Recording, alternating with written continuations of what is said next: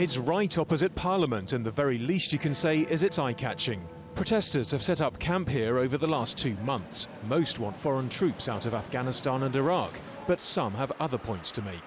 The so-called Democracy Village is made up of people campaigning on a whole variety of issues. But one thing everyone's agreed on is that they've got the right to be here and to speak their mind. London Mayor Boris Johnson, though, believes the site presents a poor image of the capital, and he's run legal action to move the protesters on.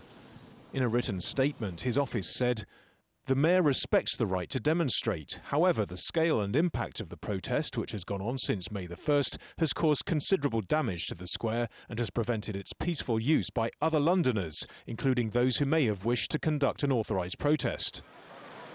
But one campaigner who's been here since May rejects claims they're monopolising the area.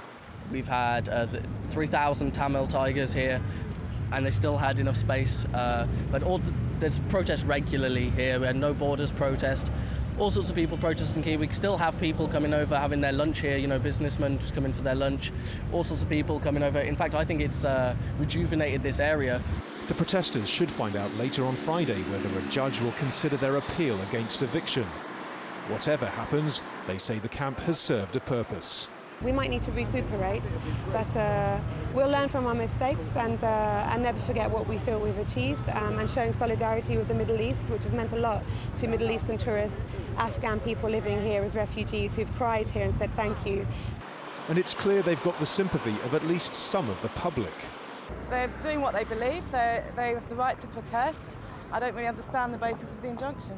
There should be some visible signs of support for getting the troops out of the Middle East. So I don't think it's a mess. I think it's a good statement. It's not going to make the protests go away and the objections go away, moving people on and telling them they've got to display their protests elsewhere. Ironically, one person who'd welcome the peace protesters being evicted is Brian Hoare, an anti-war campaigner who's been based here for 9 years. It's likely he'll get to stay whatever happens. But for the rest, time could be running out. Nadim Baba, Al Jazeera, London.